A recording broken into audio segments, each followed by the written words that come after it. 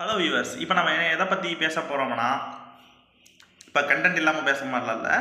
இப்போ வந்து தமிழ்நாடு வந்துட்டு தனிநாடாக போகிறதா அப்படின்னு ஒரு பல விதத்தில் வந்துட்டு ஒரு இன வழியாக வந்துட்டு தமிழ்நாடு வந்துட்டு தனியாக இருக்கணும், மொழி வழியாக பார்த்திங்கன்னா தமிழ்நாடு வந்துட்டு தனியாக இருக்கணும், எதுக்காக கேரளாவோட வந்துட்டு நம்ம வந்துட்டு பிரச்சனையை இழுக்கணும், கர்நாடகாவோட வந்துட்டு ஏன் பார்டரை ஷேர் பண்ணணும், நமக்கான ஒரு ஆளுநத்தை உருவாக்குவோம், நமக்கான ஒரு கொள்கையை ஒரு பொருளாதாரத்தை உருவாக்குவோம், ஒரு நாணயத்தை உருவாக்குவோம் அப்படின்னு வந்துட்டு தமிழ்நாட்டில் பேசலாம்.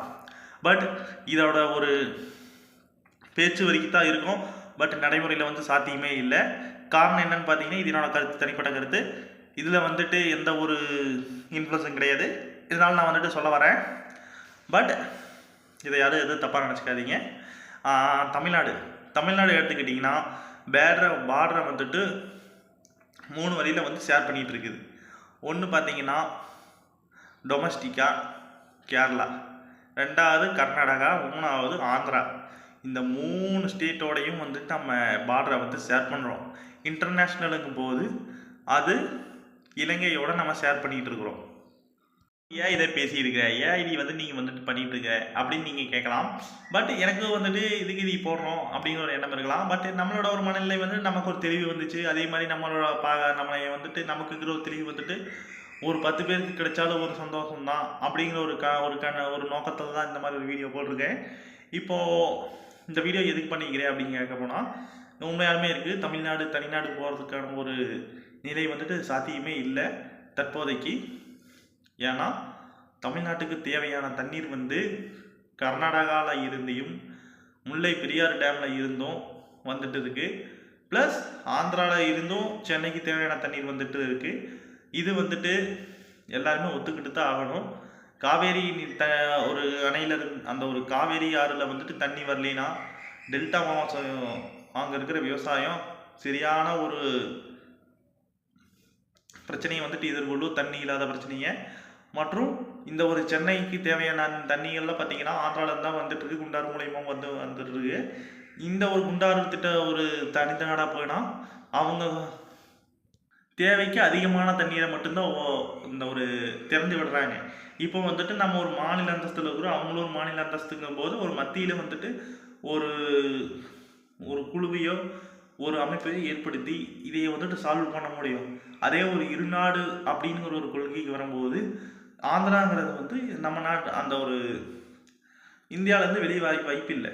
இப்போ தமிழ்நாட்டில் தான் பார்த்தீங்கன்னா அவங்களுக்கான ஒரு நாணயம், ஒரு பொருளாதார கொள்கை, அவங்களோட ஒரு உற்பத்தி, அவங்களோட ஒரு கொள்கையிலேருந்து பண்பாடு வரைக்கும் வந்துட்டு ஒரு தனிநாடு கோரும் ஒரு நிலைக்கு வந்துட்டு இருக்குது. காரணம் என்னென்னா ஒரு சில அரசியல் பிரச்சனை ஒரு இருக்கத்தான் செய்யுது. பட் இது வந்துட்டு நடக்க சாத்தியமா அப்படின்னு நீங்கள் கேட்கலாம். பட் இது வந்து சாத்தியம் கிடையாது. ஏன்னு சொல்ல போனால் இந்த மாதிரி நீர் தேவைகள்லாம் பார்த்தீங்கன்னா இந்த ஒரு 3 மாநிலத்திலேருந்து தான் வந்துட்டு இருக்கு. ப்ளஸ் நமக்கு வந்து இலங்கையோட ஒரு மீனவர்கள் பிரச்சனையும் வந்துட்டு போயிட்டு தான் இருக்குது. மீனவ கைதுகளும் மீனவர் விசப்படகுகள் இந்த மாதிரியான ஒரு பறிமுதல் நடவடிக்கையும் இருக்குது, மீனவ கைதுகளும் இருக்குது. இந்த மாதிரி அதிகப்படியான ஒரு பிரச்சனைகள் வந்துட்டு நம்ம மாநிலத்தை சுற்றி தான் இருக்குது. இதனால் வந்துட்டு பாதிக்கப்பட போகிறது யார் அப்படின்னு பார்த்தீங்கன்னா இங்கே இருக்கிற ஆட்சியாளர்கள் கிடையாது, இங்கே வாழ்கிற மக்கள் நம்ம மட்டும்தான். ஏன்னா இப்போ பார்த்தீங்கன்னா கடலில் மீன் பிடிக்க போனால் பார்டரை தாண்டி வந்துட்டான் அப்படின்னு நம்ம தமிழக மீனவர்களை பார்த்தீங்கன்னா இலங்கை இராணுவம் வந்து சிறையில் அடைச்சி அவங்கள வந்து நீதிமன்றத்தில் ஆஜர் பண்ணி இந்த மாதிரி ஒரு நடவடிக்கை எடுக்கிறாங்க. ஆனால் இங்கே இருக்கிற ஆட்சியாளர்கள் பார்த்தீங்கன்னா இலங்கையோட ஒரு நல்லுறவு பேணிட்டு இருந்தால் அந்த ஒரு நல்லுறவை வந்து பார்த்தீங்கன்னா அந்த இடத்துல ஒரு குடுக்கல் வாங்கல் முறை மாதிரியே பார்த்தீங்கன்னா அங்கே ஒரு இன்ஃப்ளூயன்ஸ் காட்ட முடியும். அவங்க வந்துட்டு கொஞ்சம் அவங்களுக்கு ஒரு உரிமையை வந்துட்டு அது வரைக்குமாவது கொஞ்சம் நீட்டிக்க முடியும் அப்படிங்கிற ஒரு என்னோட கருத்து. ப்ளஸ்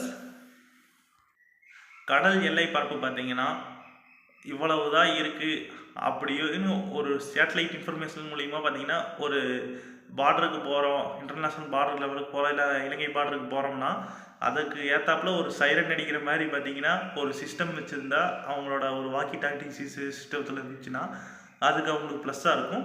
அந்த மாதிரியான ஒரு ஆக்டிவிட்டீஸையும் பண்ணலாம். பட் இன்னொரு விஷயம் பார்த்தீங்கன்னா, தமிழ்நாட்டுக்கு அதிகமான டூரிஸ்ட் வர்றதே பார்த்தீங்கன்னா தெலுங்கானா ப்ளஸ் ஆந்திரா, கர்நாடகா, கேரளா. இப்போ நீங்கள் பழனி முருகன் கோயிலுக்கு எடுத்துக்கோங்க, கேரளாவிலேருந்து தான் முருகன் பக்தர்கள் வந்துட்டுருக்குறாங்க.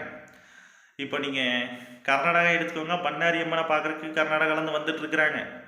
ப்ளஸ் ஆந்திரா, ஆந்திராவிலேருந்து பார்த்தீங்கன்னா இங்கே இருக்கிற திருமலைக்கும் சரி, இங்கே இருக்கிற ஸ்ரீரங்கத்துக்கும் சரி, பல ஒரு சுற்றுலாத்தலத்துக்கு வந்துட்டு இருக்காங்க. இதனால பார்த்தீங்கன்னா உள்ளே இருக்கிற ஒரு வணிகமும் சரி, உள்ளே இருக்கிற பொருளாதாரமும் சரி, உள்ளே இருக்கிற தொழிலாளர்களையும் சரி, வணிகர்களும் சரி, இதனால் வந்துட்டு பெரும்பாலும் பயனடைகிறாங்க. இதனால் யாரும் பாதிப்படைகிறது கிடையாது. இல்லாதவருக்கு வேலை கிடைக்குது. சுற்றுலா மூலயமா கவர்மெண்ட்டுக்கான ஒரு வருவாய் கிடைக்குது. தனிநாடாக போனால் இது வந்துட்டு சாத்தியமா? நாட்டுக்குள்ளே போகிறதுக்கே விசா வேணும். விசா கட்டணமே வந்து 50,000 ரூபா, 30,000 ரூபா, 10,000 ரூபாய்க்கு மேலே வந்துச்சுன்னா யாராவது சுற்றுலா தமிழகத்துக்கு வருவாங்களா? விசா கட்டணமே அப்படி போகும்போது உள்ளே இருக்கும் ரூம் சார்ஜு, ஒரு ஃபுட் சார்ஜு, இந்த மாதிரி வந்துட்டு ப்ளஸ் ட்ராவல் சார்ஜு அப்படின்னு அதிகப்படியாக போயிட்டு இருக்கும்போது ஒரு சுற்றுலாத்துறையை வந்துட்டு நம்ம வந்துட்டு கவர் பண்ண முடியாது. இந்த கோவில்களை வச்சும் இங்கே இருக்கிற நீர்நிலைகளை வச்சும் வைத்தோம் ப்ளஸ் நிறையா சொல்லிட்டு போகலாம். இப்போ வந்துட்டு ஒரு இறைவன் வழிபாடு தலங்கள், ஒரு இந்து கோயில், ஒரு மசூதி, ஒரு சர்ச்சு, இந்த மாதிரியான ஒரு பழைய விஷயம் இருக்குது. ஒரு சுற்றுலாவை வந்துட்டு அதிகப்படுத்துறது, ஒரு சுற்றுலா பயணிகளோட வருகையை வந்துட்டு அதிகப்படுத்துறதுக்குமான ஒரு நிறைய விஷய சாத்தியக்கூறுகள் இருக்குது. பட் அது வந்து நம்ம நாட்டில் நிறைய இருக்குது, நம்ம தமிழ்நாட்டில் முக்கியமாக அதிகமாக இருக்குது. இது மூலிமா வந்துட்டு தமிழ்நாடு கவர்மெண்ட் எப்படி ப்ராஃபிட் பார்க்கணும், எப்படியான ஒரு வருவாயை வந்துட்டு நம்ம கவர்மெண்ட்டுக்கு வந்து ஈட்டணும் அப்படிங்கிற ஒரு முடிவு பண்ணணும். இதில் வந்துட்டு அதிகமாக இன்வெஸ்ட் பண்ணணும், எந்த திட்டத்தை வந்துட்டு அதிகமாக தொடங்கணும், எந்த மாதிரியான ஒரு திட்டத்தை வந்து செயல்படுத்துகிறோம் அப்படின்னு ஒரு எண்ணம் இருந்துச்சுன்னா கன்ஃபார்ம் வந்து ஒரு ஸ்டேட்டாக வந்துட்டு நம்மளோட ஒரு பங்களிப்பானது மிக முக்கியமாக இருக்கும். நீங்கள் எல்லோரும் சொல்லலாம், நம்ம அங்கே இருக்கிறவங்க மட்டும்தான் இங்கே வர்றாங்களா, நம்ம அங்கே போகிறது இல்லையா அப்படின்னு நீங்கள் கேட்க வரலாம். பட் நம்மளும் அங்கே போயிட்டு தான் இருக்கிறோம். இப்போ இருக்கிற திருப்பதி வெங்கடாச்சலபதியிலேருந்து ப்ளஸ் நீங்கள் வந்துட்டு பெங்களூர் எடுத்துக்கிட்டீங்க, அதாவது கர்நாடகாவில் எடுத்துக்கிட்டிங்கன்னா மைசூர் அரண்மனையிலேருந்து நம்ம பக்கம் அண்டை மாநிலமான கேரளாவில் இருக்கிற அந்த ஒரு பேர் என்னங்க, Alappuzha plus Wayanad plus Kozhikode plus Kannur, இந்த மாதிரி வந்துட்டு ஏகப்பட்ட ஏரியா இருக்குது. வாகமான், இந்த மாதிரி ஒரு இடமெல்லாம் இருக்குது. பட் இதெல்லாம் ஒரு டூரிஸ்ட் பிளாஸ், அதாவது அங்கெல்லாம் பார்த்துட்டிங்கன்னா ஒரு மவுண்டெயின்ஸ், அதாவது தொழில் வளம் வந்துட்டு அதிகமாக வந்துட்டு அங்கே கிடையாது. ஏன்னா ஃபுல்லாக மவுண்டெயின்ஸ், அதாவது மேற்கு தொடர்ச்சி மலைகளை வந்துட்டு அதிகமாக வந்துட்டு ஒரு கேரளா மாநிலத்தில் தான் அதிகமாக இருக்குது. அங்கே இருக்கிறது பார்த்திங்கன்னா எல்லாருமே சார்ந்திருக்கிறது இந்த ஒரு வேளாண்மை, சுற்றுலா, இந்த மாதிரி தான் வந்துட்டு அதிகப்படியாக வருமானம் வந்து அதுலேருந்து தான் வந்துட்டுருக்கு. ப்ளஸ் தொழில்கள் வந்துட்டு இன்வெஸ்ட் பண்ணோன்னா அது வந்துட்டு தமிழ்நாடுங்கிற மாதிரி ஒரு சமாதானத்தெல்லாம் வந்துட்டு இன்வெஸ்ட் பண்ணிகிட்ருக்குறாங்க. அப்போ அதை எடுத்துக்கிட்டிங்கன்னா ஏன் வந்துட்டு தமிழ்நாட்டில் இன்வெஸ்ட் பண்ணிட்டு இருக்கிறாங்க, வேறு யாரும் இன்வெஸ்ட் பண்ண மாட்டேன்றாங்க, தமிழ்நாட்டுக்காரங்க மட்டும்தான் இன்வெஸ்ட்மெண்ட் பண்ணுறாங்களா அப்படின்னு நீங்கள் கேட்கலாம். அப்படிலாம் எதுவும் கிடையாது. இன்டர்நேஷ்னல் லெவல்லையும் சரி, பல வெளிநாட்டு அந்நிய முதலீடுகளும் சரி எல்லாமே வந்துட்டு தான் இருக்குது. ப்ளஸ் நம்மளோட வேலைவாய்ப்பை அதிகப்படுத்துறதுக்காக இப்போ நீங்கள் கேரளாவை எடுத்துக்கோங்க, அங்கே பார்த்தீங்கன்னா ஃபுல்லாக மலைப்பாங்கான ஏரியா இருக்கிறதுனால ஒரு சில நேரம் நிலச்சரிவு வரலாம், சில நேரம் வந்துட்டு மலைமேடு அந்த ஒரு தாக்கம் இருக்கலாம், ஒரு சமதள பகுதி இல்லாமல் இருக்கலாம், சுற்றுச்சூழல் வந்துட்டு கொஞ்சம் பிரச்சனையை ஏற்படுத்தலாம் மலையான ஒரு இடங்களில் பார்த்தீங்கன்னா. அதே வந்துட்டு தமிழ்நாட்டில் வந்துட்டு அந்த மாதிரியான ஒரு பிரச்சனையும் அது எதுவும் வர வாய்ப்பில்லை. ஏன்னா தமிழ்நாட்டில் பார்த்தீங்கன்னா கடலோர சைடில் பார்த்தீங்கன்னா முக்கால்வாசி வந்துட்டு தொழில் வளங்கள் வந்துட்டு வச்சுருக்கிறாங்க. ஏன்னா வந்துட்டு அங்கே எக்ஸ்போர்ட் பண்ணுறதுக்கு ஈஸியாக இருக்கும், இம்போர்ட் பண்ணுறதுக்கும் ஈஸியாக இருக்கும். அப்படின்னா வந்து எல்லாமே வந்துட்டு கடற்கரை பக்கமாக வந்துட்டு ஒரு 50% பக்கமாக வச்சுருக்கிறாங்க.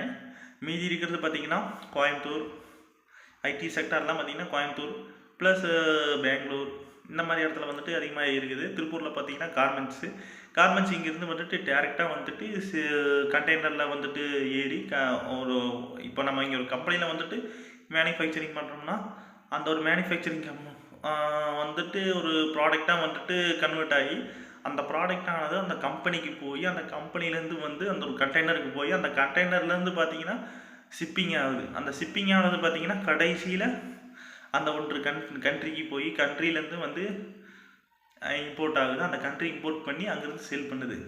இதுதான் ஒரு ப்ரொசீஜராக இருக்குது இப்போ வரைக்கும். அதுக்கப்புறம் பார்த்தீங்கன்னா இப்போ நம்ம தனிநாடு கேட்டாங்க அப்படின்னு ஒரு பேச்சு சொல்லலாம். பட் இங்கே இருக்கிற ஒரு இராணுவ உட்கட்டமைப்பானது மாற்றணும் அப்படிங்கிறது வரும்போது இங்கே இருக்கிற ஒரு அத்தியாவசிய தேவைக்கே பார்த்தீங்கன்னா தமிழ்நாட்டில் 8 லட்சம் கோடி கடன் வந்துருக்குது.